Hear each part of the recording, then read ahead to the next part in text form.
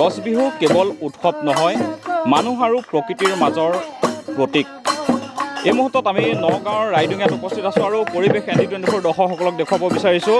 আজি যিহেতু ৰাজ্যজুৰি গছ বিহু উদযাপন কৰা হৈছে, তাৰ সমান্তৰালকৈ মধ্য অসমতো দেখিবলৈ পোৱা গৈছে। বিশেষকৈ গ্ৰাম্যাঞ্চলসমূহত গাঁৱৰ জীয়ৰী বোৱাৰীসকলে তেওঁলোকে যি পৰম্পৰা অক্ষুণ্ণ ৰাখি গছ বিহু উদযাপন কৰিছে। আৰু এই মুহূৰ্তত আমি নগাঁৱৰ ৰাইডিঙিয়াৰ পৰা পোনপটীয়াকৈ পৰিৱেশ দেখুৱাইছোঁ।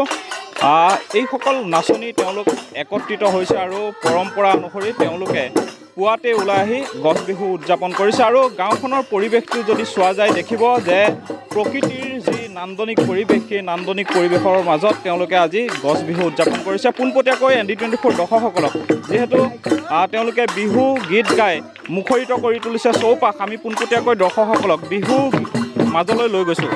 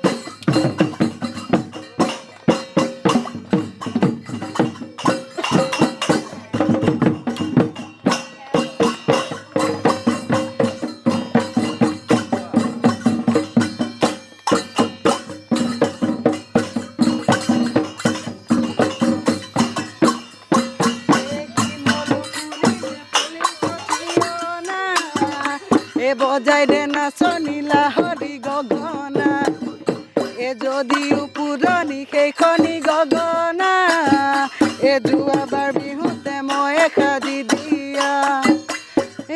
মোৰ নাচনী বজাই দে মাতি বয় মাতৰ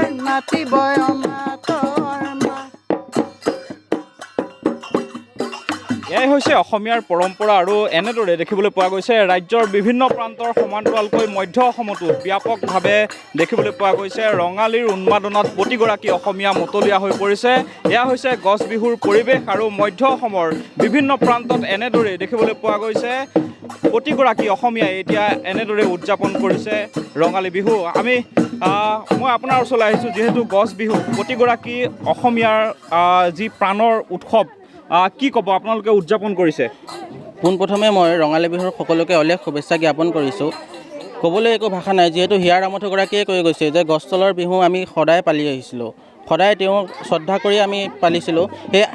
সেইদৰে আগৰ বছৰৰ দৰে এইবাৰো আমি পাতিছোঁ, যাতে আমি সৰু সৰু কণমানিসকলক বুজাব পাৰোঁ যে গছজোপা আমাৰ বাবে কিমান দৰকাৰী।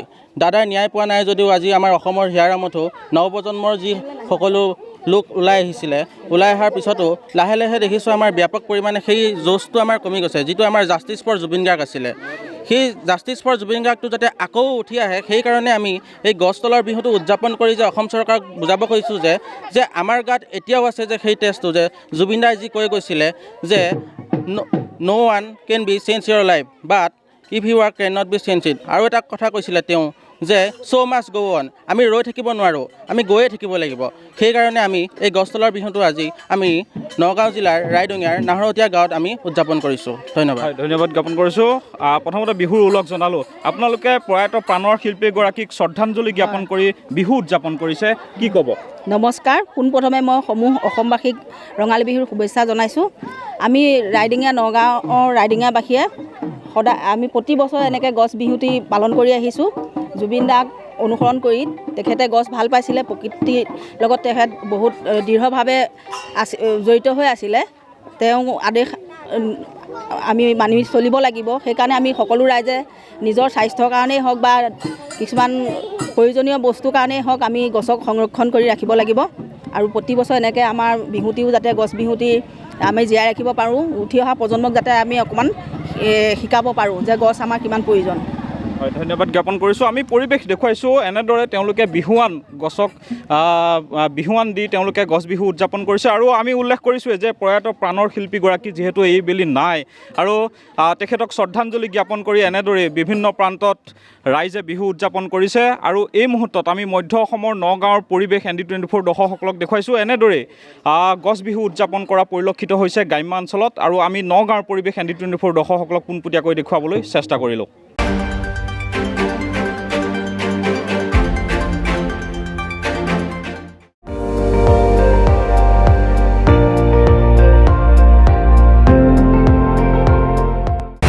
আপুনি চাই আছে ND24 সৰ্বশ্ৰেষ্ঠ নহয় সৰ্বোত্তমৰ দৌৰত